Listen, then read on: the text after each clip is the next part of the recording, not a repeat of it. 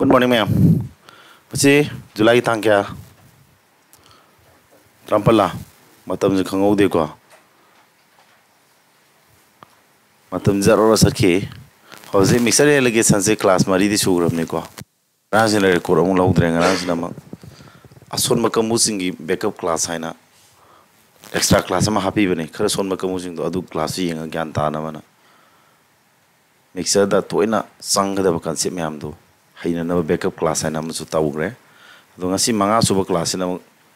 type wise oi dini ko type tongan mangang to collection to bane ba. Type wise to busna satra sing de lahen ba hele ba ko. Plum mix to taksil lati concept me am am to punjil la min gyan ta dre. Ason makamu da di to na fai ba. Type number question number ai class 1 ga 2 du type wise to gi dre ba. Class number 3 du type wise to ho bane. Class number 3 du kari type wise no to ri da. Mixer si de yauri ba quantity ani do manung da nakan nama quantity ama 8 toksilak pa aduga anu da mixer du da home malak pu adu da best of question ngak tani yam line na phajana shortcut sinner takre class number 4 si da mak type wise question nam tore sidana kari akoi mixer sing je mixer ani ji tak ya sinaraga atop mixer ma patra mixer ani patra ni di yaule re ani patra so om hajilaga anobo mixer ma semak pa sida best of question type wise ni sizu class number 4 da takre aduga mathangi class number 5 thon da baina backup class haina thon ma class tawre ko backup class na ason ma singi da focus tor to bani makong sing to yana na adu yeng ka na mixer ji sumai to bore ji khar gyan ta ba hen na ba to class ni asi class number 5 oi dini ko ngarang backup class ne class haina thon dre ko adu tholam ma ga ding asi ji ka no oi class number order 9 to roga ngasi class 6 thok tu ni backup class na class ko 5 o helle khala je ko ata ngasi class 6 adum class 6 o helle lage backup class na class 5 o helle lage ko mixer gi ngarang to buse mixer gi ena class 5 o helle ko ai video de upload to dri sina backup class hai tare ason ba singje sima khong sing dong na backup class to ni ngasi gi class number 6 na ma type was to in lak tu ni class number 6 na class number 5 ni ko class number 6 hauji tau du sina tai kem nate mixer se sum leiram baji dagi ke doba magi saru ama mixer ji suppose batin da sangom am yaw le re bi sing yan sin na ba sangom ji adi glass ama ta long kal le liter tara lok thokre wari bu ma ko praman ne ji batin aso bo ma da bucket aso bo ma da sangom gai sing ji ya la yaw le rame adui manung de liter tara ma sa long na lok thokre lok thui bu da kari kari yaw gi me sangom ji yaw gi ni ising ji yaw gi ni natra ani mak sat khine ba karam ma sang sakhe dun adu ga mo lok thui ba liter tara do ising oina mo sin jil adu hanai ratio sang thu gai roi dro adum ba concept ne placement hai tare ko singa sitaps ne mo sin jin bai tare mixer ji lok thokra ga khara mo sin jin ba adu mai to ba base question ne si ji ko adu na type number class number 6 ya type wise question ne si mo replacement type hai ji ko si tauji class e lok te khara selop to khonjen ji kitong olang mani ko sida aina garangi backup class da yengo ko noi class number 5 backup class da yengo class 5 oi godori ba backup class da adum yengo da theory khara yaw gre ba ko sigi concept khara haibadi abetang halam ge ko sida beaker haidi patram le re sida 50 liter yawre milk water ga jimayam 2:3 di yawre ado sida ke dore 10 liter se taken out tore ba ko 10 liter se khona taken out tore autar di 10 liter di sini ba ko lok thokri ba 10 liter se da su ke do ba ma'am milk water ga se karam sang da sat kini 2:3 gi sang da dum yaw gi ni sakhini ba ko ma'am gyan tha ga da banana lok thokki ba da su singarang tha khra ba ne ba ni theory ji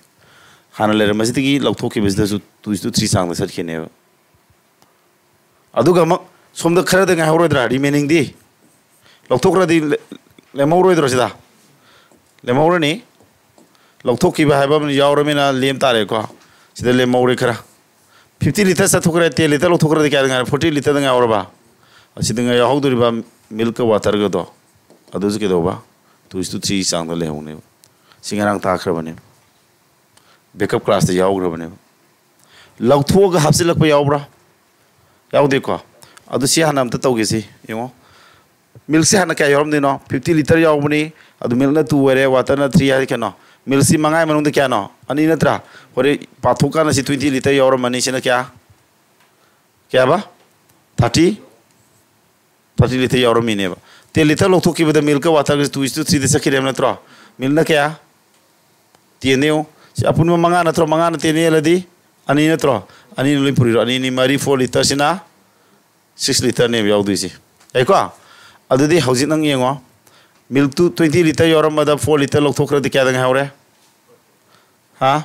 milk to क्या दंग हावरगे 20 दगी 4 litre खादोदि ma'am 60 litre रो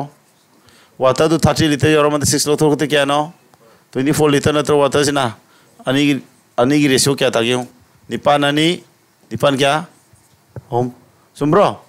2:3 दी यावर जोरबा सुमाना अना सेन तब्रो तौ दोरम तेओ हाना लेरे मस्जिद 10 litre लौथोखरे लेमोरी दुसु 2:3 की सांग यावनी हाना यौरमी ratio दो दुई सांग यावनी लौथोखरे दुसु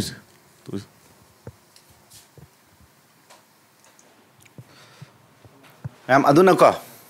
सिका सेसुम खंगे इफ करिगुम को अखोइना लौथोरी से 10 लीटर लौथोखरे दना लौथोरी बिदुना वाटर ओइना हबसेलादि कमाय दौनी लौथोरी बसिना कइबा वाटर ओइना हबसेलादि कमाय दौनी हबदुने बको अतादि सिदा मिक्सर से लौथोकी बसि 2:3 सांग द कनो तौनी हब नत्रो सरकिने हम नत्रो अदुगा अम केदोबा लौथोरी बा 10 लीटर से वाटर न रिप्लेस तोरपा अर तागदि सी रेशियो 2:3 ओइस ओइरोइबो वाटर न रिप्लेस तोरक्ता बगी ओइबि वाने अना सेन तोइको लौथोग तोकी बगी ने बिसिना 10 लीटर सिना लौथोरी बा 10 लीटर से हम हबसेलादि हाना सी क्वांटिटी क्या ताने 40 ओइगद्रा हाना 40 50 और मदा 10 लीटर लौथोखरदि 40 दंगा हौरे अदो अम इसिंग न मोर सिजिलादि 50 लीटर अदम यावगिने अदम मिल्टी हंदरानी वाटर दी हेंगलकने अदो रेशियो ददि सी 2:3 ओइरारोय वा अनो सिदा लौथोकी बा पाबसे हाना यौरम बा पाबोइगरा लौथोकी बा याव पाबोइगरा कमाय तौनी मिल्की क्या यावरी मिल्की 20 लीटर यावरी द कमाय पाइसे खमरा अपुन क्या नो से मंगाई मनुंग अनी ने हाना पाने बसे अदुगा मागी हाना यौरमी क्वांटिटी पुरी गदो मैम सी कागनो को से सिने होजिक याम सिना खदि 20 लीटर सपोज मिल्क सी मिक्सर सी 10 लीटर लौथोकी मतन मिल्क क्या सट कीगे 4 लीटर कमाय खंगी माबाने पुन मंगा नत्रो यौरमी से मंगाई मनुंग द मिल्क क्या सखिनी बा अनि नत्रो कना पुरी दिबा सटकी 10 लीटर पुरी दिबा क्या तारे दुदिया कथन 4 लीटर सुमाय पारपो ngतनी को होटकी बे मोंग जिसिने बा यंदरबा ताखरब ngतनी 4 किलर मेथड की मरी सुबा 4 किलर मेथड मरी तापदो मरी सुबा मेथड ने अप्लाई तौरिसि अदो सी संग तो लेरबनी ना सी खंजिलो हाबने बा इनु हाइस अरेको से दम सी नॉलेज सम संगने होजि अदो दिसि मुथलगे बैकअप क्लास ngरang क्लास नंबर 5 तसु ताखरबने अदुबु वीडियो जी कक इनोंग नोंग नि ममीन ज्ञान तारा मोइद्रा हाबगे अमंग रिवीजन मासा म पीबई वाने बको आई वीडियो यंग दबा सात्र जाम यावइना कनो गुमदि यंगबा फिल्म नोंगलमदि यंगबा सुमदि यंगदबा हम यावइदन नगे पात्र मखक सके दवे हनो सरुक मंगा मन केना सिजुक सी क्लास तौग्रमनि को सी क्लास से ताखरबनि आई कोइरा तावरोय आई होजिकति शॉर्टकट ओइना चलनि को concept कोइरा ताकफसु यावग्रम जी क्लास नंबर 1 गी सी क्लास नंबर 1 गी क्वेश्चन नंबर 8 ओइदुनी सीजल गी 2003 गी सीजल टीआर 1 गी को टीआर 1 दा हम क्वेश्चन निपान हंग बदुई मनुंग दा अरोइबो क्वेश्चन निपान दुनी सी को ताकरबनी कोइरा ताकफसु यावग्रम शॉर्टकट ताव निसिंग जी को पात्र म जी कइनो यावरी से 5% ना वाटर ने हम नत्रो अदु 11% कइने हनो सिरप ने हम नत्रो what part of the mixer दुगी सरुक कया what part of the mixer हाइबसि Munna पागदोनि को करम्बा mixer दुगी सरुक must be drawn up लौथोकदगे and replaced with water ising the most sinjilakadagi so that the mixer may be syrup and water J कइदोइबा syrup ना हाले को syrup ना हाले सी 3 ना हाले इरो syrup को water रेशियो जे 3:2 ओरक पाइबने syrup को water का हाना 5:2 वाटर का सिरप को 5:11 ओरमदा होजिसे 2:3 दा चेंज तोरकना बगी दमकता मिक्सर दुगी सरुक कया पार्ट कया लौथोखिगे हाबने मा हंगी क्वेश्चन जे को सिदा अखोना इरा लाइना सिना दुई ट्रिक से कइनो है मतमदा मिक्सर जे लौथोरे अदुगा हापसिले इसिंग ननी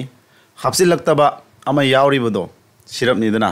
मागी सरुक से माना ना होनो से 11 ले अमन 3 ले माना हन गया के दोतारे अनि से के दोबा अनि से माना हन बगी दमकता वाटर के सिरप तो कोना चेंज तो थोजे को सिरप से माना हन दिया दे हबनी ममानी एलसम क्या नो 33 नत्रो सी ताना बगी दमकता 11 सिंग हान मथक की करा पुरी नि सा 3 ने पुरी रगा ओ मंगा त्राउंगा 33 तारे समाना सी नाम क्या पुरी दिबा 33 ताने 11 पुरी दी क्या तानी 11 2 जा 22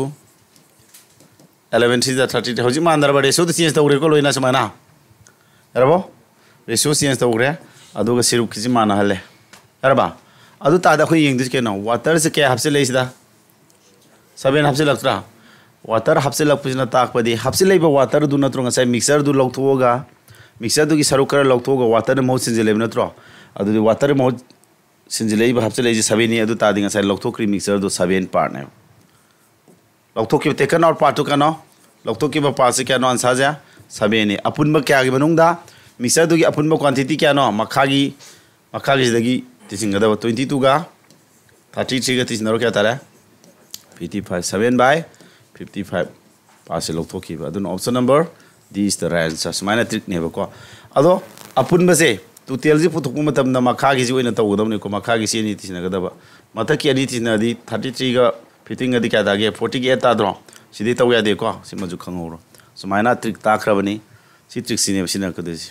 यान दावरे को अदुगा क्लास नंबर 1 क्वेश्चन नंबर 8 तो सो सी ट्रिक सिना तबा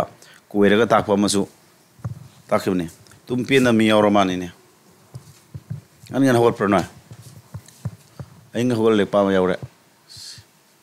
नम पइरे बोचे पइजरस ने यार यारबा सी क्वेश्चन ने काया नो खर पइरे बोचे पइदरस पइरप न ताज यार case काइदे The ratio of milk to water in a 100 meter is this 10 liters water is taken over. Si question je kitang lutak to boy dini si tawdri da hojiki to mana ba man to hogi je sidi si jungarang backup class ta ina amuk ta khrab ni ko aina swai jaga ji mixer ki jaga ji am lu nei ba sa khara da di aduna lu buduna maram or ga ina to ina repeatedly tai ne mangana sangi ga idano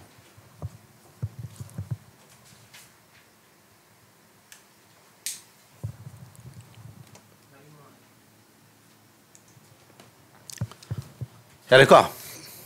C class है ngarang backup class to am ta khre ba ida sum toina tai maram jeno ida sai ri da nan jen ason ma satra yam yawe mixer se ko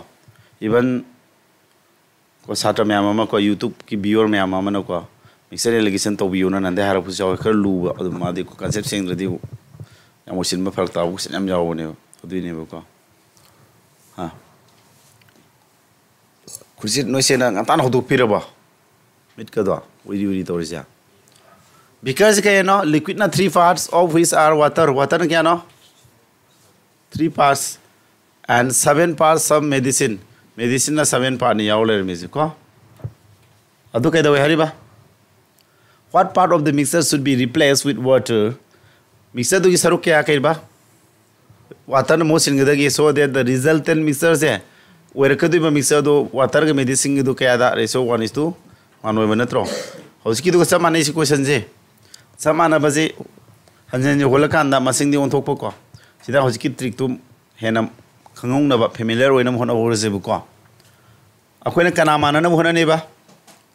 si milky ji sigi ji mana hona du natro si 7 tare si 7 than ba laire karam pui di ba 7 puri ga 7:2 7 hana ratio je ko sidna roi ko adu mana re ko si same ore ba sia si same ore mana halani adu ke dore ko hoji kai khangi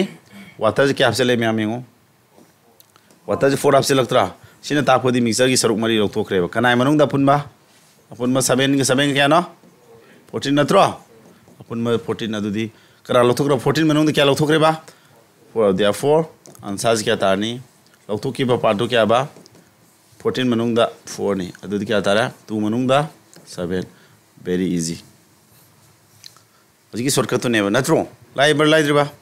lai re ko aina samana na thang na tauri sa du gi ne ko yandari ta de sina question number 1 trigger se samana na hole adu si सिगी question 1 3 से सिगी ओनब मोंग दा हम question लेरिबा हाइदि खितंग थैदोगा सिना लखथुकी पार्ट टू हंगमनी दना मोने लखथुकी पार्ट से पिरमगा हंगबजुंग लेरिबको सी पार्ट लखथुक्रिस क्यानो हंगमनी 7/2 अपुन बतरे के मनोंग दानी लखथुक्रेम नत्रो सी पिथोय दना क्वेश्चन हंगबजुंग लेरिब अदुम तौसी सी क्वेश्चन नंबर 4 से नम हौजिकी आइगे 1 गे 3 गे दा ताखिबो क्वेश्चन दो अदुगे मु उल्टा है तारे को ओंथोनबने येंगो सी के हेनो पात्र में एसिड का वाटर का जिक्र में सांग दिया हुआ है एसिड ने क्या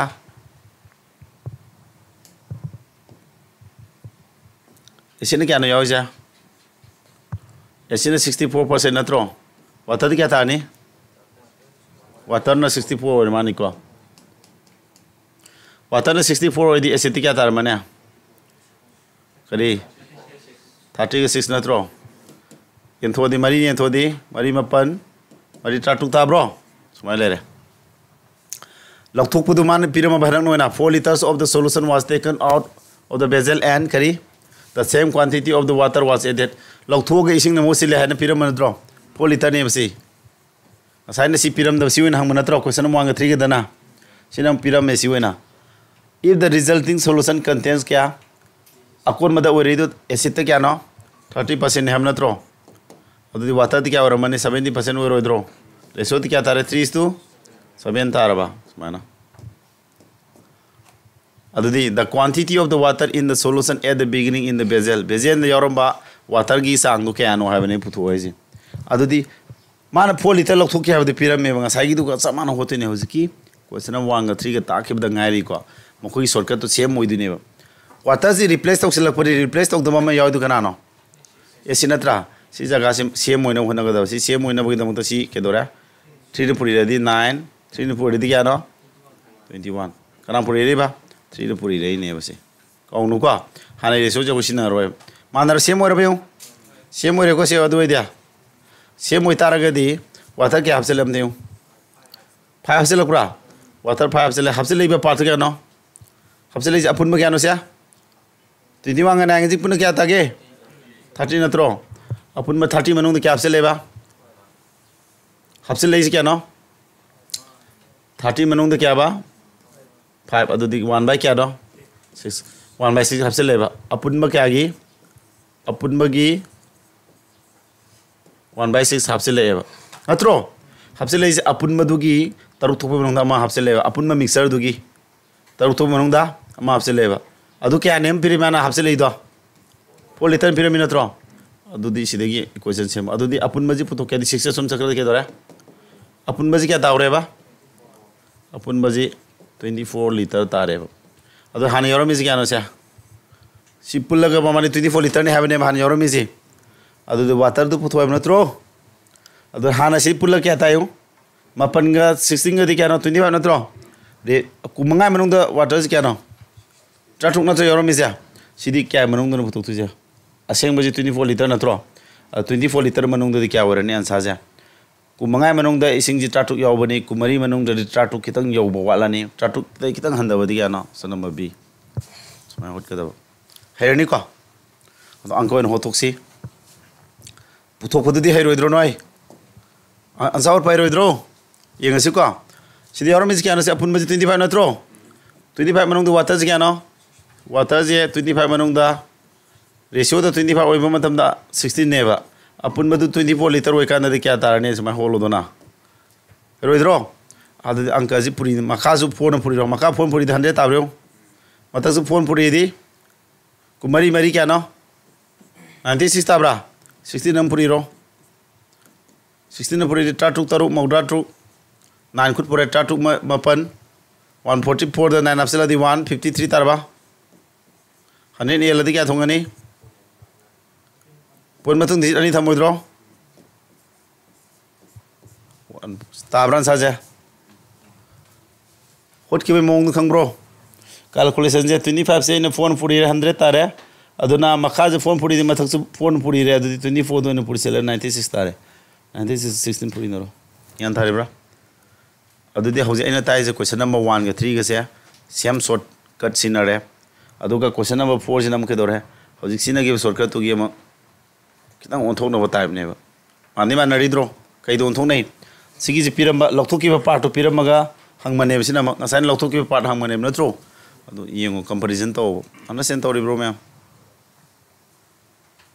नेक्स्ट की मानब होलग ज्ञान थानी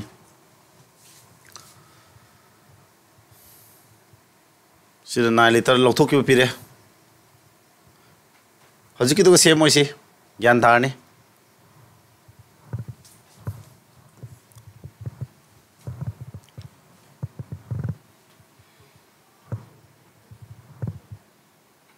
Dari ko siya. Nam muna tao. Question number 1 ga. Hoski question number 1 ga, question number 3 du ga. Sama na re. Si question number 4 ga, question number 5 ka sinama ke do ba. Si 1 ga 3 ga ni ki opposite oi nei ko reverse ai tare. 1 ga 3 ga mana re. 4 5 ka sinama 1 ga 3 ga du reverse ne ba. Adu de 4 hot ki du ko sama ni si 5 sinama. Gyan darabo. Hoski du hot ki du ko am adu palo holo. Just I yenge hana sa hai ban bata naro do it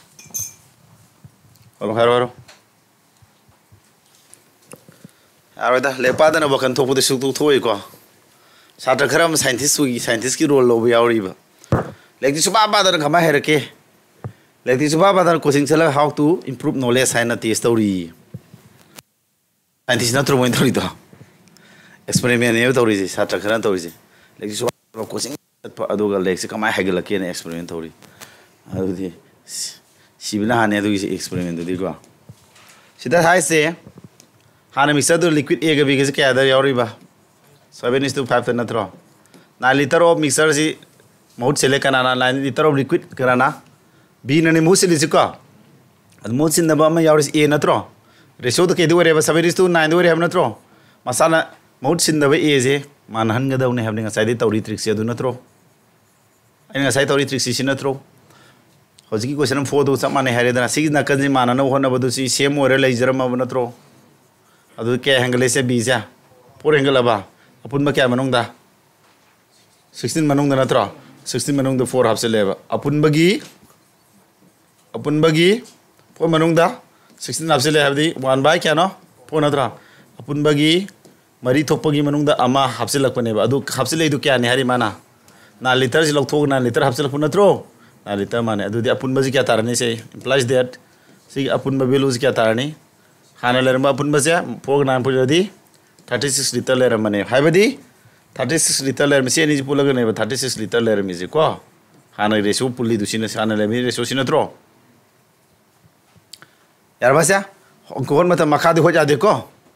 adu ke do re upon 36 manung the kain ma photo how much liquid a was there in the container initially khana kya le ramge ba ha tarani thui manung kya le ramge tarani thui manung kya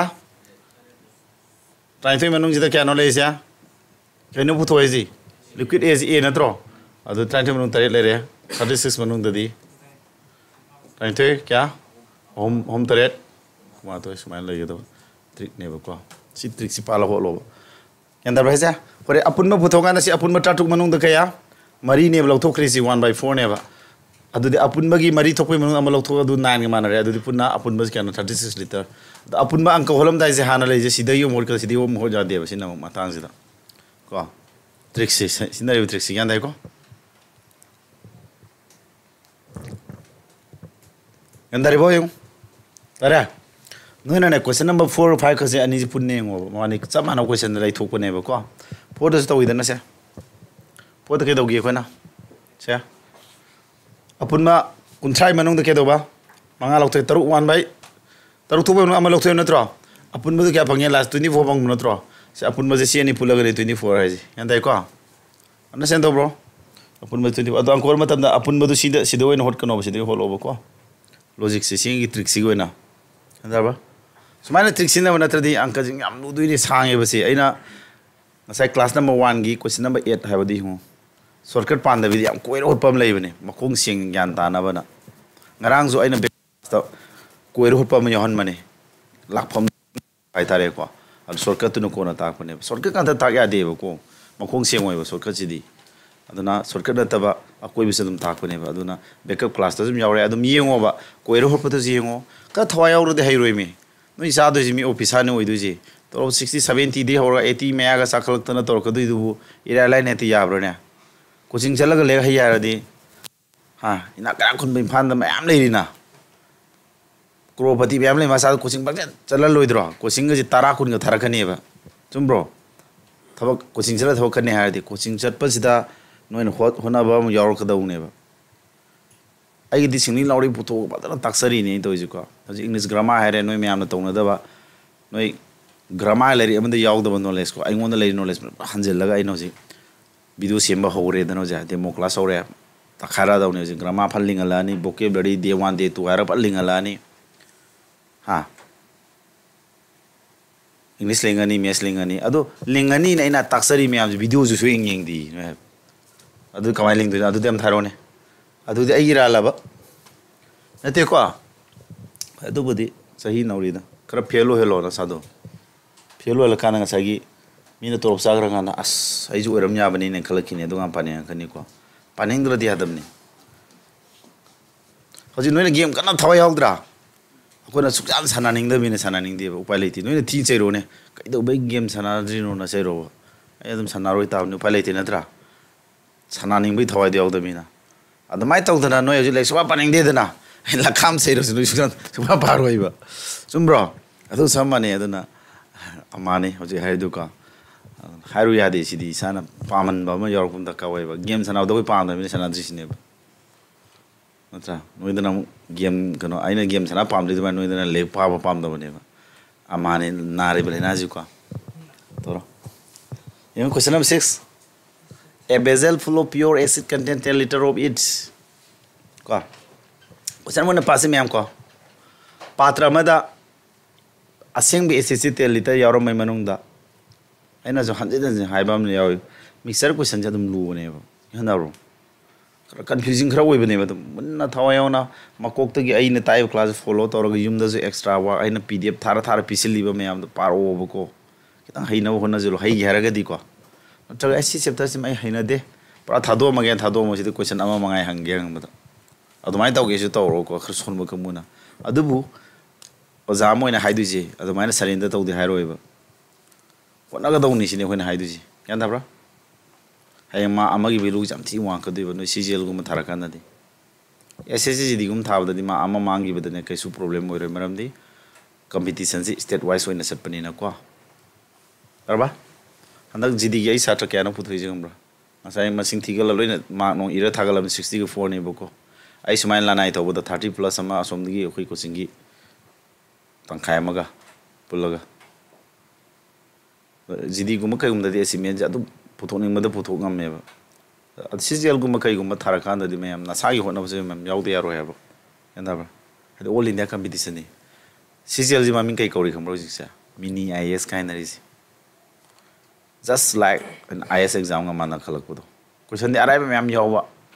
line मीन understanding मैम तोबा competition दि सरुक सुजन जन गा मोइदोनि हाइदि लाइजर गसुको competition high होइबा हाइतारे एंदाइको अदु IAS थाबा मैम अमसु मोगी बैकअप प्लान होइनको अदु थानारे एबा सी एग्जाम सी अदुना मिनी आईएएस के कोरेज अदुइनेबको कंपटीशन हेन तब ओइबे हंगले अदु नोइ जीडी थाबा कमुसु नोइ लाइथोइदबा म लेइको जीडी थाबा मरक्तो सीजीएल थाबा मी सीपीओ थामी याम यावे आजिम नोइ कागुनो एंदाइको अ नॉलेज अदुम कुल्ला लेइगनो नॉलेज दु कितंग थाइरा लेरे नोइनको याम हाइगनो होनगदौने हजु मतमददिको कंपटीटिव एग्जाम नि नोइ थादुजे स्कूल के एग्जाम दु नतेबा कंपटीशन द ख्वाइदा अहेन ब लौबने बसिदी यानदा भाइजा ममैदी थिगल को नते लौदुसे पास तब मी यार ब नते लौदुसे मोइना वैकेंसी हांगी बदो अदु मकोकते हौरगा अदु हाम मैदे तलाउ कोचिंग गर तोखरने अतै खथोरने यानदा भाइजा वैकेंसी चामा हांगे खलजे प्रमाण होइना हान बगी मकोक थोंग चामा लौर तोखरने ममै ताव केम खाना दे अदु ममै तारगा हराउडी जि कइगिनो नोइना हाइ तियाज वाइ इतिहास वीडियो येंगे मादे लेरे हैति हारगा हराउडी कइगिनो हैनिंग भइने आइना नोइदा Ming फलगा ngaiji ngang mana te into ji aidi nungsibe ni ana haji aini ngang ina te basidi chum akoi mai hogda leba noji mai sukat pi ba mane da adagi amok se marok thana kai no motivation am pi ge leri pa ba se ꯅꯣꯏꯁꯨ ꯑꯩꯁꯨ ꯆꯞ ꯃꯥꯟꯅꯩ ꯑꯩꯁꯦ ꯂꯥꯏꯔꯤꯛ ꯄꯥꯕꯗ ꯑꯩꯈꯣꯏ ꯀꯩꯅꯣ ꯈꯪꯂꯦꯞ ꯂꯦꯞꯄ ꯃꯤꯗꯥꯅꯦꯕ ꯑꯩ ꯀꯩꯅꯣ ꯑꯩꯒꯤ ꯂꯩꯔꯤꯕ ꯂꯥꯏꯐ ꯀꯟꯗꯤꯁꯟꯅ ꯆꯍꯤ 3 ꯂꯤꯊꯝ ꯇꯣꯛꯔꯦ ꯑꯃꯨꯛ ꯇꯝꯕ ꯍꯧꯒꯠꯂꯦ ꯄ꯭ꯔꯦꯁꯔꯅ ꯃꯌꯥꯝ ꯌꯣꯝꯃ ꯂꯥꯛꯈꯤꯕ ꯑꯩꯒꯤ ꯗꯁꯥ ꯑꯆꯧꯕ ꯇꯥꯈꯤꯕ 2017 ꯀꯣꯆꯤꯡ ꯂꯤꯡꯈꯠꯈ꯭ꯔꯦ ꯏꯁꯥꯒꯤ ꯍꯣꯠꯅꯕ ꯀꯔꯤꯝ ꯉꯝꯗ꯭ꯔꯕꯅꯦꯕ ꯀꯣꯆꯤꯡ ꯃꯌꯥꯝ ꯇꯧꯔꯤꯀꯥꯟꯗ ꯂꯥꯏꯔꯤꯛꯁꯦ ꯑꯃꯨꯛ ꯁꯪꯉꯥꯟ ꯄꯥꯔꯅꯤ ꯍꯧꯖꯤꯛꯁꯨ ꯉꯥꯏ ꯑꯩꯈꯣꯏ ꯍꯧꯖꯤꯛ ꯂꯥꯏꯔꯤꯛ ꯄꯥꯅ ꯅꯣꯏ ꯃꯌꯥꯝ ꯇꯥꯔꯅꯤꯀꯣ ꯏꯁꯥ ꯂꯥꯏꯔꯤꯛ ꯑꯃ ꯄꯥꯔꯤꯀꯥꯟꯗ ꯏꯃꯨꯡ ꯐꯦꯃꯤꯂꯤ ꯌꯥꯎꯔꯛꯑꯃꯤꯅꯀꯣ ꯃꯌꯥꯝ ꯑꯃ ꯉꯝꯗꯦꯕ ꯅꯣꯏꯗꯤ ꯍꯧꯖꯤꯛ ꯉꯝꯃ ꯊꯥꯗꯣꯛ ꯏꯃꯥ ꯕꯕꯥꯅ ꯂꯩꯇ꯭ꯔꯁꯨ ꯂꯥꯏꯔꯔꯁꯨ ꯇꯝꯃꯣ ꯊꯥꯗꯣꯛꯏꯗꯅꯀꯣ ꯑꯁꯤ ꯄꯥꯍꯧꯔꯣꯕ ꯑꯗꯣ ꯂꯥꯏꯔꯤꯛ ꯄꯥꯕꯁꯦ ꯄꯥꯕ ꯍꯧꯕꯒꯤꯁꯤ ꯁꯨꯃꯥꯏꯅ ꯇꯧꯋꯣ ꯑꯩ ꯄꯥꯔꯒꯦ ꯍꯥꯏꯔꯒꯅ ꯆꯪꯁꯤꯜꯂ ꯂꯥꯏꯔꯤꯛ ꯄꯥ ꯁꯣꯛꯑꯦ ꯍꯥꯏꯔꯣꯏ ꯃꯌꯥꯝ ꯑꯩꯈꯣꯏ ꯕ꯭ꯔꯦꯟꯁꯤꯅꯅꯦ ꯆꯨꯍꯜꯂꯛꯄ ꯑꯃ ꯆꯪꯉꯦꯕ ꯑꯩꯈꯣꯏꯅ ꯇꯧꯔꯤꯕ ꯊꯕꯛ ꯑꯦꯛꯇꯤꯚꯤꯇꯤ ꯃꯌꯥꯝꯁꯦ ꯀꯃꯥꯏꯅ ꯇꯧꯏ ꯃꯌꯥꯝ ꯑꯝꯇ ꯈꯜꯂꯨꯃꯨꯅ ꯒꯦꯝ ꯑꯣꯏꯔꯣ ꯑꯦꯅꯤ ꯑꯦꯛꯇꯤꯚꯤꯇꯤ ꯑꯃ ꯇꯧꯕ ꯑꯣꯏꯔꯣ ꯑꯩꯈꯣꯏꯒꯤ ꯃꯥꯏꯟ ꯅꯠꯇ꯭ꯔꯣ ꯇꯧꯗꯣꯏꯁꯦ ꯒꯦꯝ ꯁꯥꯟꯅꯔꯤꯁꯦ ꯒꯦꯝꯗ ꯑꯦꯗꯤꯛ ꯆꯨꯕ ꯑꯃ ꯌꯥꯎꯔꯤꯗꯤ ꯃꯥꯅ ꯄꯥꯝꯕꯗꯨꯒꯤ ꯆꯥꯡꯗꯣ ꯋꯥꯡꯕꯗꯨꯅꯦꯕ ꯑꯦꯗꯤꯛ ꯍꯥꯏꯁꯤ ꯅꯠꯇ꯭ꯔꯣ ꯑꯗꯨꯒꯤ ꯑꯦꯗꯤꯛꯁꯟꯗꯣ ꯂꯥꯏꯔꯤꯛꯇꯁꯨ ꯂꯩꯍꯟꯕ ꯌꯥꯏ ꯍꯥꯏꯕ ꯍꯥ ꯀꯣ ꯑꯩꯒꯤ ꯏꯆꯦꯒꯤ ꯃꯆꯥ ꯑꯃ ꯉꯔꯥꯡ ꯃꯣꯏ ꯃꯅꯥꯛ ꯆꯠꯂꯨꯕꯗ ꯃꯥ ꯋꯥꯔꯤ ꯂꯩꯔꯛꯄ ꯃꯥꯏ ꯃꯁꯥꯁꯦ ꯂꯥꯏꯔꯤꯛꯁꯤ ꯈꯔꯗꯤ ꯐꯔ ꯌꯥꯝ ꯀꯟꯅ ꯐꯕ ꯑꯣꯏꯔꯝꯗꯦ ꯕꯣꯔꯗꯤꯡ ꯊꯝꯃꯨꯕꯗ ꯃꯥꯁꯦ ꯂꯥꯏꯔꯤꯛ ꯄꯪꯄꯥ ꯄꯥꯔꯦ ꯃꯥꯒꯤ ꯀꯩꯅꯣꯅ ꯕꯣꯔꯗꯤꯡꯗ ꯂꯩꯃꯤꯟꯅ ꯃꯃꯥꯟꯅꯕꯅ ꯁꯥꯎꯏ ꯃꯤꯅ ꯇꯨꯝ ꯍꯧꯒꯠꯂꯀꯥꯟꯗ ꯃꯔꯨꯝ ꯃꯔꯨꯝ ꯄꯥ ꯂꯩꯔꯝꯕꯗꯣ ꯀꯩꯒꯤꯅꯣ ꯑꯗꯣ ꯑꯉꯥꯡꯗꯨꯅ ꯂꯥꯏꯔꯤꯛ ꯀꯟꯅ ꯄꯥꯈꯠꯂꯨ ꯔꯦꯡ ꯋꯥꯡꯒ ꯊꯥꯒꯠ ꯀꯣ ꯑꯩꯒꯤ ꯀꯩꯅꯣꯁꯦ ꯏꯆꯦ ꯃꯆꯥꯁꯦ ꯑꯗꯨ ꯀꯩꯒꯤꯅꯣ ꯑꯉꯥꯡꯗꯨꯗ ꯉꯁꯥꯏꯒꯤꯀꯣ ꯃꯥꯒꯤ ꯂꯥꯏꯔꯤꯛ ꯄꯥꯔꯒ ꯔꯥꯒ ꯂꯥꯛꯏꯅꯦꯕ ꯅꯨꯡꯉꯥꯏꯈꯠꯂꯛꯄ ꯔꯦꯡꯒ ꯋꯥꯡ ꯊꯥꯔꯒ ꯃꯌꯥꯝꯅ ꯏꯝꯄ꯭ꯔꯦꯁ ꯇꯧꯕꯤꯕ ꯑꯗꯨꯒꯤ ꯃꯥꯒꯤ ꯃꯍꯥꯎ ꯑꯃ ꯆꯨꯔꯛꯏꯅꯦꯕ ꯑꯗꯨ ꯑꯦꯗꯤꯛꯁꯅꯦꯕ ꯅꯣꯏ ꯒꯦꯝ ꯁꯥꯟꯅꯕꯗ ꯑꯦꯗꯤꯛ ꯆꯨꯕꯗꯣ ꯑꯗꯨ ꯃꯍꯥꯎ ꯆꯨꯔꯛꯏꯅꯦꯕ ꯑꯗꯨꯒꯤ ꯑꯦꯗꯤꯛꯁꯟꯗꯣ ꯑꯁ ꯈꯣꯠꯇ꯭ꯔꯦ ꯕꯣꯔꯗꯤꯡ ꯍꯥꯏꯁꯤ ꯂꯥꯏꯔꯤꯛ ꯄꯥꯅꯕꯅꯤ ꯂꯥꯏꯔꯤꯛ ꯄꯥꯝꯃꯤꯗꯨꯗꯤ ꯑꯗꯨꯝ ꯇꯨꯝ ꯌꯥꯕ ꯌꯥꯗꯕꯗꯨꯗꯤ ꯗꯔꯀꯥꯔ ꯑꯣꯏꯗꯦ ꯂꯥꯏꯔꯤꯛ ꯄꯥꯕꯗꯨ ꯌꯣꯛꯈꯠꯀꯗꯧ ꯅꯠꯇ꯭ꯔꯣ ꯃꯤꯒꯤ ꯐꯒꯠꯂꯛꯄꯗꯨ ꯌꯣꯛꯈꯠꯀꯗꯧꯅꯤ ꯑꯗꯨꯃꯥꯏꯅ ꯇꯧꯗꯅ ꯃꯦꯟ ꯄꯣꯏꯟꯁꯦ ꯆꯨꯔꯛꯄ ꯑꯃ ꯌꯥꯎꯈꯤꯅꯤ ꯅꯣꯏꯁꯨ ꯆꯨꯗ꯭ꯔꯤꯕ ꯆꯨꯗꯕꯗꯣ ꯑꯍꯥꯟꯕꯗꯅꯦ ꯂꯥꯏꯔꯤꯛ ꯈꯪꯄꯥ ꯆꯨꯅꯕ ꯇꯞꯅ ꯁꯤꯜꯂꯣ ꯀꯃꯥꯏꯅ ꯁꯤꯟꯒꯗꯒꯦ ꯑꯪꯀ ꯕꯣꯔꯤꯡ ꯆꯨꯈ꯭ꯔꯕ ꯑꯪꯀꯗꯣ ꯍꯥꯟꯅ ꯂꯥꯏꯔꯤꯛ ꯄꯥꯔꯗꯤ ꯌꯥꯔꯣꯏꯕ ꯑꯍꯥꯟꯕꯒꯤ ꯅꯨꯃꯤꯠ 10 ꯀꯨꯟꯅꯤꯁꯦ ꯍꯦꯕꯤꯠ ꯑꯃ ꯐꯣꯝ ꯇꯧꯕꯗ 21 ꯗꯦꯖ ꯅꯨꯃꯤꯠ 10 ꯀꯨꯟꯅꯤꯃꯨꯛ ꯍꯥꯏꯇꯥꯔꯦꯀꯣ 1 ꯃꯟꯒꯨꯝꯕꯁꯤꯗꯤ ꯅꯪꯅꯅꯦ ꯂꯥꯏꯔꯤꯛꯇꯣ ꯌꯥꯝꯅ ꯂꯨꯕ ꯄꯥꯔꯣ ꯅꯪꯅ ꯈ꯭ꯋꯥꯏꯗꯒꯤ ꯍꯩꯅꯔꯤꯕ꯭ꯔꯥ ꯕꯣꯀꯦꯕꯨꯂꯔꯤꯅ ꯈ꯭ꯋꯥꯏꯗꯒꯤ ꯂꯥꯏꯅ ꯈꯟꯖꯕ ꯅꯪ ꯇꯣꯏꯅ ꯂꯦꯁꯟꯁꯦ ꯅꯣꯡꯃꯒꯤꯅꯤ ꯌꯥꯝꯗ꯭ꯔꯕꯗ ꯄꯨꯡꯃꯨꯛꯇꯪ ꯄꯥꯅꯕ ꯅꯝꯐꯨꯗ ꯈꯔ ꯍꯣꯠꯅ ꯇꯥꯔꯦ ꯃꯦꯠꯁꯇ ꯅꯝꯐꯨ ꯍꯣꯠꯅꯔꯨꯅꯣ ꯃꯦꯠꯁ ꯍꯩꯅꯗꯕꯤꯗꯣ ꯀꯃꯥꯏꯅ ꯂꯥꯏꯔꯤꯛ ꯄꯥꯅꯤꯡꯗꯣꯏꯅꯣ ꯀꯣꯛꯀꯁꯦ ꯃꯊꯥ ꯁꯥꯔꯦ ꯀꯣꯛꯇꯨ ꯈꯣꯜ ꯑꯃ ꯊꯣꯛꯀꯦ ꯇꯥꯕꯅꯤ ꯑꯗꯨꯃꯥꯏꯅ ꯅꯠꯇ꯭ꯔꯥ ꯆꯨꯝꯕ꯭ꯔꯣ ꯑꯗꯨ ꯂꯥꯏꯔꯤꯛ ꯄꯥꯕ ꯍꯧꯕ ꯁ꯭ꯇꯥꯔꯇꯤꯡ ꯑꯣꯏꯕ ꯌꯥꯔꯣꯏꯕ ꯑꯗꯨꯅ ꯅꯪꯒꯤ ꯍꯩꯅꯕ ꯇꯣꯄꯤꯛꯇꯣ ꯑꯗꯨ ꯄꯥꯎꯕ ꯑꯩꯅ ꯇꯥꯛꯏꯁꯦ ꯐꯣꯂꯣ ꯇꯧꯔꯨꯗꯕ ꯑꯗꯨ ꯅꯪꯉꯣꯟꯗ ꯁꯨꯝ 21 ꯗꯦꯖꯀꯨꯝꯕꯁꯦ ꯁꯨꯝ ꯆꯥꯡ ꯅꯥꯏ ꯐꯒꯠꯂꯀꯥꯟꯗꯨꯗ ꯂꯥꯏꯔꯤꯛꯀꯤ ꯃꯍꯥꯎꯗꯣ ꯆꯨꯔꯛꯄ ꯑꯃ ꯌꯥꯎꯔꯛꯀꯅꯤ ꯑꯗꯨ ꯀꯥꯟꯗꯗꯤ ꯀꯟꯅ ꯄꯥꯅꯤꯡꯉꯀꯥꯟꯗ ꯀꯣ ꯀꯩꯅꯣ ꯇꯧꯕ ꯑꯗꯨꯗꯒꯤꯗꯤ ꯑꯔꯨꯕ ꯃꯌꯥꯝ ꯄꯥꯏꯅꯤꯡꯉꯅꯤ ꯀꯤꯔꯛꯑꯔꯣꯏꯕ ꯅꯪ ꯉꯁꯥꯏꯒꯤ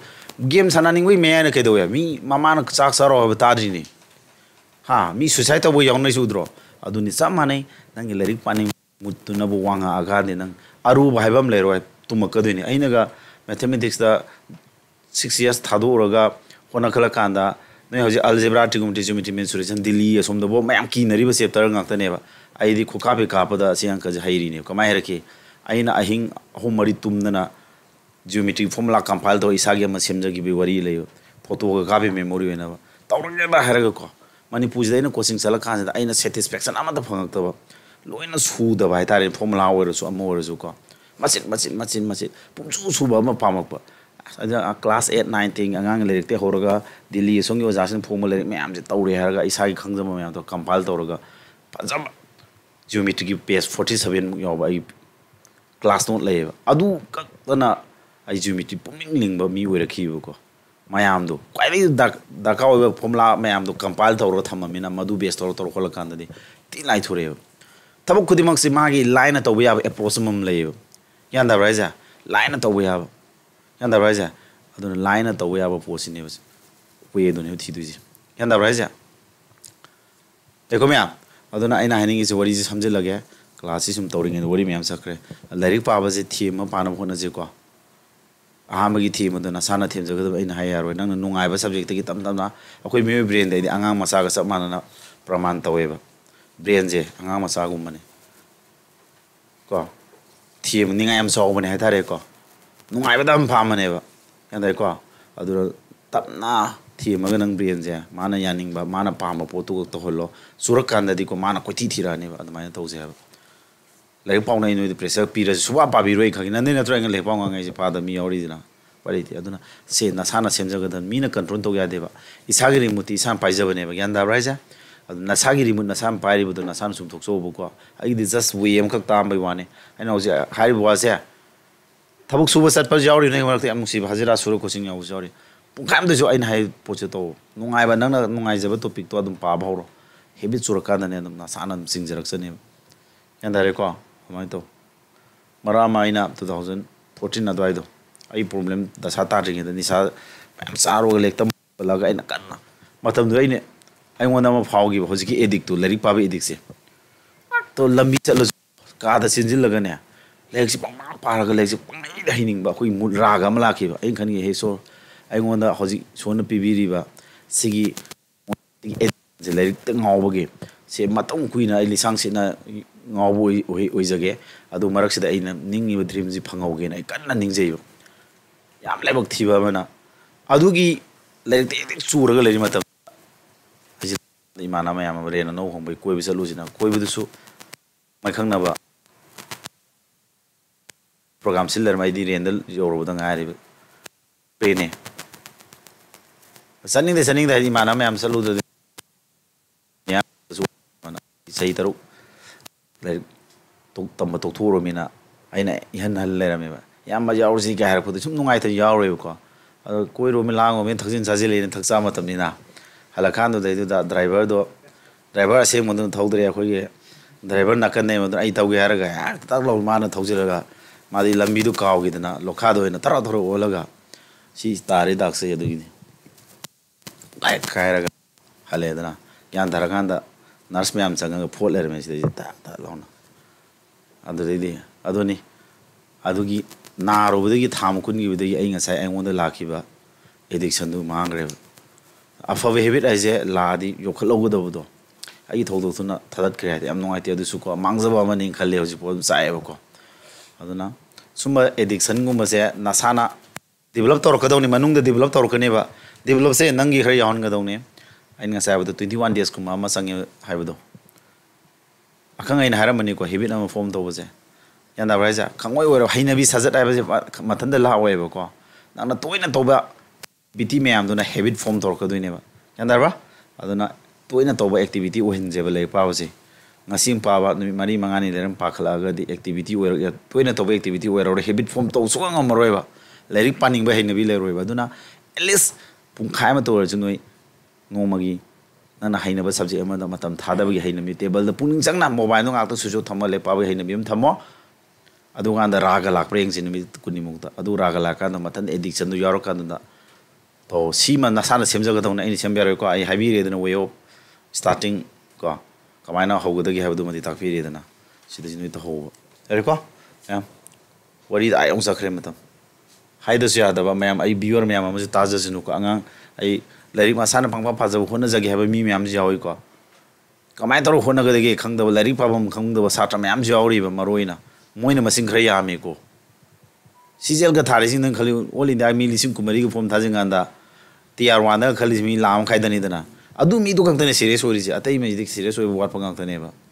ꯑꯗꯣ ꯁꯤꯔꯤꯌꯁ ꯑꯣꯏꯗꯕ ꯂꯥꯏꯔꯤꯛ ꯀꯃꯥꯏꯅ ꯄꯥꯅꯤ ꯈꯪꯗꯕ ꯃꯤꯅ ꯌꯥꯝꯃꯦꯕ ꯑꯩꯈꯣꯏ ꯏꯟꯗꯤꯌꯥꯁꯦ ꯑꯩꯈꯣꯏ ꯃꯅꯤꯄꯨꯔꯁꯨ ꯉꯥꯏꯔꯦ ꯑꯗꯨꯅꯅꯦ ꯃꯣꯏ ꯃꯌꯥꯝ ꯈꯜꯂꯒꯅꯦ ꯉꯁꯤ ꯍꯥꯏꯔꯤ ꯃꯌꯥꯝꯁꯦ ꯂꯥꯏꯔꯤꯛ ꯄꯥꯕ ꯍꯧꯒꯦ ꯍꯥꯏꯔꯗꯤ ꯅꯣꯏꯁꯨ ꯑꯩꯅ ꯍꯥꯏꯔꯤꯕ ꯀꯩꯅꯣꯁꯦ ꯇꯤꯞꯁ ꯃꯆꯥꯁꯦ ꯏꯔꯥꯏ ꯂꯥꯏꯕ ꯉꯥꯛꯇꯅꯤ ꯅꯁꯥꯅ ꯇꯧꯔꯒꯗꯤꯀꯣ ꯑꯗꯨ ꯇꯧ ꯄꯥꯇ꯭ꯔ ꯑꯃꯗ ꯄꯤꯌꯣꯔ ꯑꯦꯁꯤꯠꯁꯤ 10 ꯂꯤꯇꯔ ꯌꯥꯎꯔ ꯂꯩꯔꯝꯃꯅꯤ ꯑꯦꯁꯤꯠꯁꯦ ꯀꯌꯥꯅꯣ ꯌꯥꯎꯔꯝꯃꯤꯁꯦ 10 ꯂꯤꯇꯔ ꯌꯥꯎꯔ ꯂꯩꯔꯝꯕꯁꯦ ꯀꯩꯗꯧꯔꯦ 2 ꯂꯤꯇꯔꯁꯤ ꯂꯧꯊꯣꯛꯈ꯭ꯔꯦ ꯑꯗꯨ ꯀꯔꯤꯅ ꯃꯍꯨꯠ ꯁꯤꯟꯖꯤꯜꯂꯛꯏꯕ ꯐꯤꯜ ꯋꯤꯠ ꯋꯥꯇꯔ ꯑꯗꯨꯗꯤ 10 ꯂꯤꯇꯔ ꯌꯥꯎꯔꯝꯕꯗꯨꯗꯤ ꯑꯦꯁꯤꯠꯁꯤ ꯀꯌꯥꯗ ꯉꯥꯏꯍꯧꯔꯦ ꯍꯧꯖꯤꯛ ꯃꯌꯥꯝ ꯍꯥꯏꯔꯣ 8 ꯂꯤꯇꯔꯗ ꯉꯥꯏꯍꯧꯔꯕ ꯑꯗꯨꯒ ꯂꯧꯊꯣꯛꯈꯤꯕ 2 ꯂꯤꯇꯔꯗꯨ ꯋꯥꯇꯔꯗ ꯃꯍꯨꯠ ꯁꯤꯟꯖꯤꯜꯂꯗꯤ ꯋꯥꯇꯔꯅ ꯀꯩ ꯌꯥꯎꯁꯤꯜꯂꯕ 2 ꯂꯤꯇꯔ ꯌꯥꯎꯔꯦ ꯔꯦꯁꯤꯌꯣꯗꯤ ꯀꯌꯥꯅꯣ 4:1 ꯇꯥꯔꯅꯤ ꯆꯨꯝꯃꯤꯀꯣ ꯁꯤꯐꯥꯎꯗꯤ ꯑꯗꯨꯒ ꯑꯃꯨꯛ ꯃꯊꯪ ꯈꯔꯦ ꯅꯦꯛꯁ 2 ꯂꯤꯇꯔꯁ ꯑꯣꯐ ꯗ ꯃꯊꯪꯗꯒꯤ ꯁꯤꯗ ꯌꯥꯎꯔꯤꯁꯤꯅ 2 ꯂꯤꯇꯔ ꯑꯣꯐ ꯃꯤꯛꯁꯆꯔꯁꯤ ꯂꯧꯊꯣꯛꯑꯒ and again the vessel is fill up with water ꯀꯩꯅꯣ ꯍꯧꯖꯤꯛ ꯌꯥꯎꯔꯤꯕꯁꯤ ꯀꯩꯅꯣ 10 ꯂꯤꯇꯔꯕꯨꯗꯤ ꯌꯥꯎꯔꯤꯕ ꯑꯗꯣ ꯑꯦꯁꯤꯠꯀ ꯋꯥꯇꯔꯒ ꯄꯨꯟꯈ꯭ꯔꯦꯕ ꯑꯦꯁꯤꯠꯅ 4 ꯑꯣꯏꯕ ꯃꯇꯝꯗ ꯋꯥꯇꯔꯅ ꯀꯌꯥ 1 ꯑꯣꯏꯕ ꯀꯅꯥ ꯂꯧꯊꯣꯛꯈ꯭ꯔꯤꯕ 2 ꯂꯤꯇꯔ ꯂꯧꯊꯣꯛꯈ꯭ꯔꯕ ꯅꯠꯇ꯭ꯔꯣ ꯂꯧꯊꯣꯛꯏꯕꯗꯨ ꯂꯧꯊꯣꯛꯄ꯭ꯔꯅꯦ tokte adu kari motion je leiba water motion je leiba natra adu the ratio of the acid left in the vessel part adu le mauri be acid tuga hana gi original quantity kana no original quantity sin natro le mauri badu original quantity ani du ratio putho bane le mauri ba acid putho je remaining acid kana no remaining acid si kaya no amta yengu ko acid si kaya no si leisi mya 1 liter leibe manung da lokthok re da na kana lokthok ba 2 liter lokthok ki natro 2 liter taken out tobo matam da acid kaya yaugi ni lokthok ko matam da ma khare yaugi roidro karam ratio di yaugi ni hagi amta 2 liter lokthok re mya lokthok ko matam da yaug du acid ka water ga do karam ratio da leiri ge mya 4:1 da leiri natro lokthok ko matam da so acid se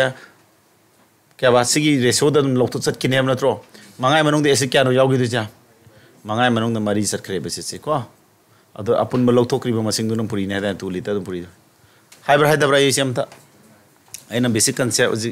class horam da ju ta khre nganang backup class ama ta udu su yawram ni ko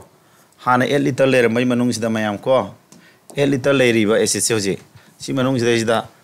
2 liter lokthok pa sida 2 liter lokthok pa sida manga thok manung mari sat khre na tro kya taraja ya taraba ma kha 5 tarani mathakna manga ni pa ni phu dagi mari ani ni pang kha do kya tar 32 by 5 na tro ta hori ja si liter khata ngai hore mayam le mauri bisiga asing bisiga ratio pu thwa na tro adu di ratio do hoji akhoi na pa mi do ke no le mauri bisi kya no 32 by 5 liter na tro hoji hana le mi na 10 liter na tro ani gi ratio si ne pa mi ji toro sidi makha 5 si mangan ya di 5 puri ro si kya tarani 32 si 5 puri di kya tarani 50 ratio mangan bagi si 5 puri ro sida 5 puri ro dro kathana nagrani si 32 sina 50 ratio di kya ta kathana ro 16 2 na di sina 25 tarba si mana le horani this is the answer yan tabra ta dabram thayo si ju class number 2 di aura bani ko ang repeat tawiri ni ko hanjen jen na yeng dama male heram dreba mixer allegation so mana repeated question khara ya hole jame am ko aina am plan tawud gyan ta da yarong adra hai bagi ko aina pull up nate haliji maru eba question khara ka sum han bayo ane ba tare next one in nekari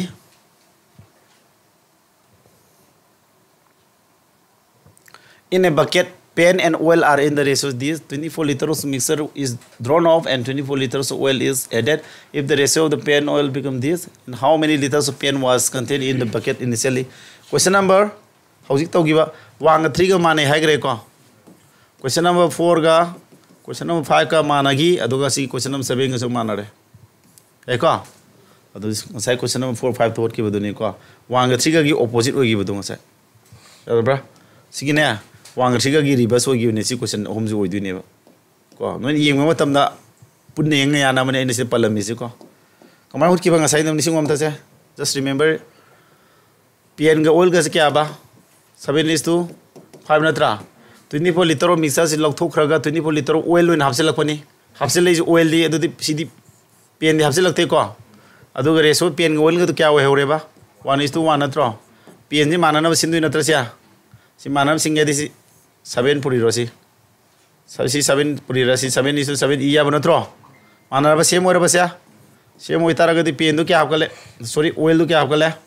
tu hapkala dra apun ma kya manung da 14 manung na natra 14 manung da 2 hapsele adudi 14 manung da 2 hapsen ba ji 1 by kya no 7 hai apun bagi kya hapselak pa apun bagi tare thok bagi ama hapsele adu kya mane hariba hapsele du 24 liter du natro lokto 24 hapsele je adudi kya tara adudi apun made kya ta horani puri narudra sum thamai ai ko 7 into 24 la ni ko adu hajik puthwai ji kai hano question da how many liters of pen was contained in the bucket pen do hana kya yorongi punna kya no se train thui manung da kya yoromi se sidi hot kadam ne natro pen ja hana yoromi se train thui manung da kya taret adu si manung da di 7 into 24 manung da di tantu ka di kya no 2 taret ni phum pani phum ni di 98 liter yoromi hana ko this is the answer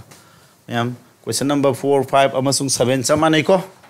wang 3 samane ko samana ba question je masing do bang on thoga hangam mani question je dum kyam toina hange du noi khangjaro same question jina exam di mana deba adu CGL da hangba 10+2 da hangba loina on CGL hangba question da 10+2 da hangi MTS da hangi haba je kaw gono ba even GD da dum hangi ne ba yar ko kursit ka kano ga je ke dawro ba game kan na sana ba mit ni no mit tu nani game sandra ba intiaz pan sana moy mana sandra to khre ba ne mana ha ba du gi ai khang dre amna 이동이다. 사나오 사나보도 아이나 이네. 기당 restriction 탐마가네. 사나오이더라. 그래 사나오다. 어지간 누파 만디다. 이나 낭디 게임 사나바 사나데가 뻑대나. 하. 거기동이다. 좀 도고 이사나 이사기 헤비 좀 독대야 될거. 아이나 아이기 망기 버기 워리 핵 리리세. I assume adu no suma webni da suma na ko soro piya gado a wise man learns from the mistakes of others saido asingma mi di mi gi asoi baji gi parata ma we have ko mi di suma soi gre nang juna sa soi ga gyan tar ko du matam change aina hoji gyan tar ga oja ga oilai suma oido man bra aina ga thaina ngau khai me am do ektam ga to thoga isana soi ba me am salur ga ko na gyan tar ko matam changdra it takes more time mi ga soiba me am da ge ene learn torm tar sumaina ai ga soiba me am thokthring da gyan taram mani matam ngan gyan taram mane yam hena develop torom mane ha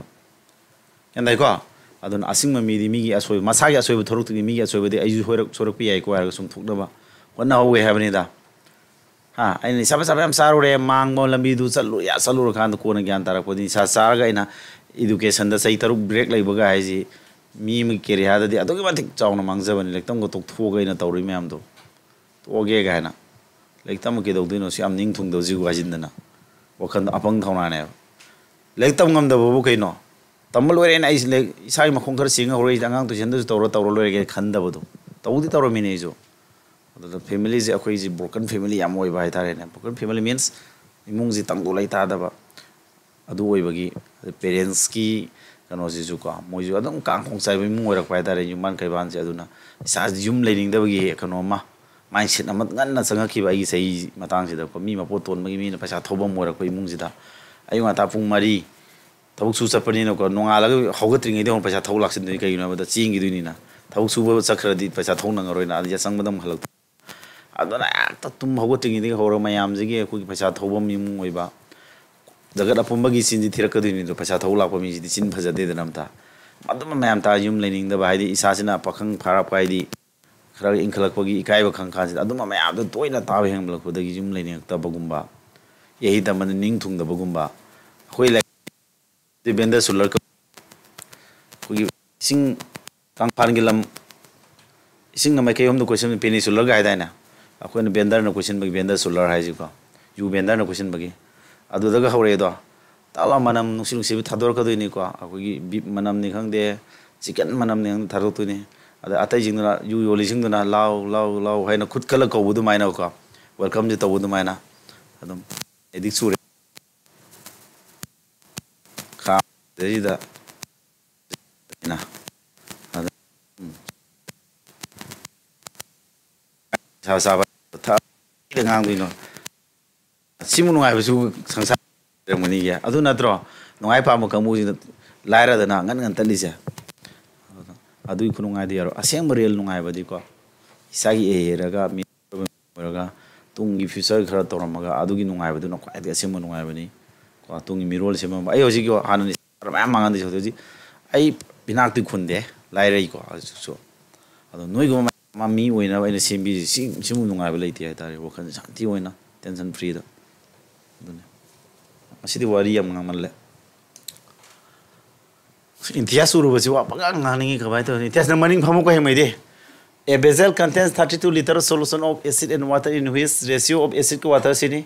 12 liters of the solution is taken out and 7.5 liters of the water is added to it then what is the ratio of acid and water in the solution क्या no हाल है मिस्या acid के water क्या no हाँ क्या 5 is to क्या 3 ना 3 हाना लेबिस क्या no 32 litre नत्र मवानी पुलगा ꯑꯗꯨ ꯃꯕꯥꯅꯤ ꯄꯨꯜꯂꯒ ꯑꯁꯦꯡꯕꯗꯗꯤ ꯀꯌꯥ 8 ꯅꯠꯇ꯭ꯔꯣ ꯀꯌꯥ ꯄꯨꯔꯤ ꯊꯥꯏꯅꯣ ꯑꯗꯨ ꯁꯤꯁꯨ ꯄꯣꯟ ꯄꯨꯔꯤꯔ ꯀꯌꯥ ꯇꯥꯔꯅꯤ 3 3 12 ꯂꯤꯇꯔ ꯁꯤꯅ 3 ꯄꯨꯔꯤꯒ 3 5 20 ꯂꯤꯇꯔ ꯅꯠꯇ꯭ꯔ ꯌꯧꯔꯝꯃꯤꯁꯦ ꯃꯥꯅ ꯀꯔꯤ ꯍꯥꯏꯔꯤꯕ 12 ꯂꯤꯇꯔ ꯑꯣꯐ ꯗ ꯁꯣꯂꯨꯁꯟꯁꯤ ꯂꯧꯊꯣꯛꯈ꯭ꯔꯦ ꯑꯗꯨꯒ 7.5 ꯂꯤꯇꯔ ꯑꯣꯐ ꯋꯥꯇꯔ ꯍꯥꯞꯆꯔꯤ ꯅꯠꯇ꯭ꯔꯣ ꯂꯤꯇꯔ 13 ꯂꯧꯊꯣꯛꯈꯤꯕꯁꯤꯗ ꯀꯅꯥꯅ ꯆꯠꯀꯅꯤ 12 ꯂꯤꯇꯔ ꯂꯧꯊꯣꯛꯈ꯭ꯔꯦ ꯀꯅꯥꯒ ꯁꯤ ꯇꯦꯀꯟ ꯑꯥꯎꯠ ꯇꯧꯔꯤꯁꯤ ꯅꯠꯇ꯭ꯔꯣ ꯁꯤ ꯂꯧꯊꯣꯛꯈꯤ ꯃꯇꯝꯁꯤꯗ ꯑꯩꯅ ꯅꯣꯏꯗ ꯀꯔꯤ ꯍꯥꯏ ꯑꯦꯁꯤꯗꯀ ꯋꯥꯇꯔꯗꯨ ꯀꯔꯝꯕ ꯆꯥꯡꯗ ꯆꯠꯈꯤꯅꯤꯕ 5:3 ꯆꯥꯡ ꯆꯠꯈꯤꯅꯤ ꯍꯥꯏꯕ ꯅꯠꯇ꯭ꯔꯣ ꯑꯗꯨꯗꯤ ꯍꯧꯔꯁꯤ ꯃꯌꯥꯝ ꯍꯧꯖꯤꯛ then what is the ratio of acid and water in the resulting solution ngarang taakibni si backup class ta jo have yaugre yengo sumaina acid si kya na 20 liter na chale jo ja 20 liter lei besida ma kya lokthokre ba 12 liter lokthok to ba kya sakini acid si hana lei manga natro nipan manung kya sakrani manga ok karana puri diba 12 liter dun puri ni si lokthokre ne adu hapse lei du karano water hapse lokoni ma din na ti ko hapse lei sia adu kya tare ho sia nipan puri di kya tare ge se trai ka di mari o mari ani natra adu ani kun dagi kya trauma khadu ni ko ani si elsam laudi 2 law idra sida tu se di 40 tarba 40 minus manga hom trauma khadu di kya tara 25/2 ta bro sina kari acid water di water hana le kya no 12 liter manung da kya mai di kya sakiri manga manung da sorry dipar manung da hom sakrani of 12 liter puri rani adu karim ti laktui ba 7.5 natro 7.5 ti kya no 15/2 natro ti lo si tare yo sidi ohum ani adu si elsam loro 2 loro kya tara 24 minus 9 la 24 minus 9 sigidi plus 15 ne adudi kunthra ma pandai ma 30 tabra kya ba mathak se sigidi 30 ga 9 dai 30 tari mathak se ko 30/2 ani kari ratio puthwai ja what is the ratio of acid ka water natro acid na mathak ki water na acid ka water ratio kya no acid na kya 25/2 water na kya 30/2 makha mana di kaktalo di 25 ka 30 da ngai horabo manga ka di manga taru nate manga taru natra 5:6 awro hoi smai hoi kadaba concept ai na hoji backup class ka tawriba mayam adigi hoji tak pa horom dai na tak ke concept na tani sang si gyan ta ngam mamani khali ambro intias amiko maning do no intias ki khapi ko ai misit mang phamada sana deba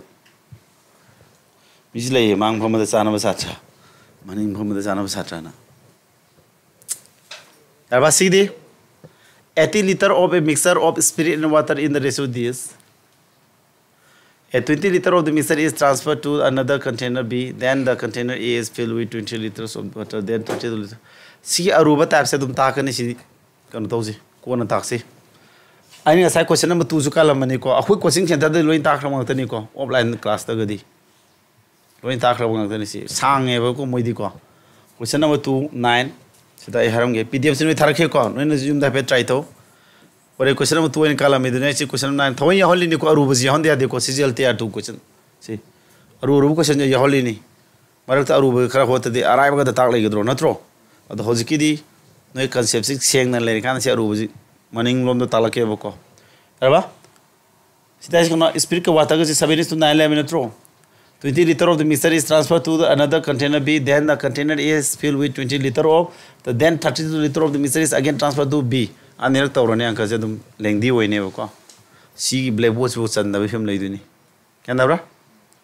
sangane ba adona si yaw question number 2 na ngai na mark tori se ori pdf tharakani yum no try to sanang adaba hoji mini yankai sase le pung phadore ko aduna kitang arubuna mamai thala ko jinu ngai ra sidi mayo okay I say what is mean by this question from a cock so milk cock sai kham bro ugi patres pose hamna number ko containing 64 liter yaubasida 8 liters are drawn out. 8 liters drawn out and then cask filled with water. Hana sangum kano 64 liter yauromada 8 liter logthoga kaini mosele ising mosele natro. If the same process is repeated a second, then a third time. Anirak subamaga omlok subamaga tawre. Sisu kitang time consuming uiduni. 8 liters solution of milk and water contain 8 liters of milk. 2 liters of the solution is replaced by the pure milk and the mix. The process is repeated 2 more times. How much milk is present in the mixer soap then? So, 40 liters of milk are kept in the container. 4 liters of milk were removed from this container and replaced with water. Was performed 2 more times. Time consuming. A can of water and milk mixer contains 60% milk. A part of the mixer is replaced by another mixer containing 50% milk. See Toronge. She told us in the Punjama Fazilactore when we're hanging it up. I don't know. Homeland class of the Louis Hall Club on the negotiations. Yamosika, Patramada, water milk is the a can of water and milk mixer contains 60%. Han milk sika yoromeba 60% yorome. Part of this mixer is replaced by Kariba. Sarukaradi, mixer to Sarukara Kanan Moseleno. Karina, another mixer containing curry. Milk 50% over Aman Mosele, Aduga percentage of milk se Hojikari Uhere. Smaita Borina. See, what do you bumaka? Hana Yoromis cano, milk water gnatro. Milk water gazi Punakayoba. Direct palam de milk the 60% atro. Milk the 60% of the water the Gawini. 40% were draw. Ratio the cano 3:2 natural Lisa. Sombro. Ratio 3:2 Wineva. See the Yoris in my quantity of the Yoromoidro. See the quantity of the liter of the Soyorom. See the Karaka Loctocre, man, Mahigara Loctocreva. Adukanana and Selakadi with the mixed of Hajilakadina. Hajilakadi was 6 Roka Loctoga. Hajilakadi mixaje. Mars the suppose the X liters in Loctocre colors. X liter Nebuco. Hanayorum is the X liter Loctocre colors suppose. Question the Gantana for nobody going to it.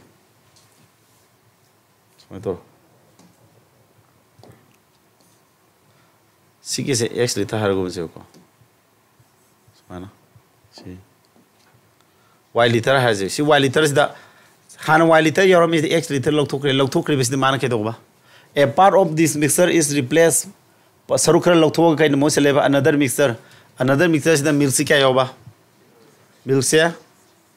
Milka water gonna Halobo. Milsi 50% Yoba. Milka water Tankai Yoba Mana. Magi Loctoki Basang, the Mont Singele, Singelacana, Pinencari, whatever. Mixed up Greco to the Mixed up Gurkana Kadueva, lasta. Percentage of Mituka the Yahoreno 52% Yahore. The quantity of mixer replaces most in Duki as a quantity to Cano Sine.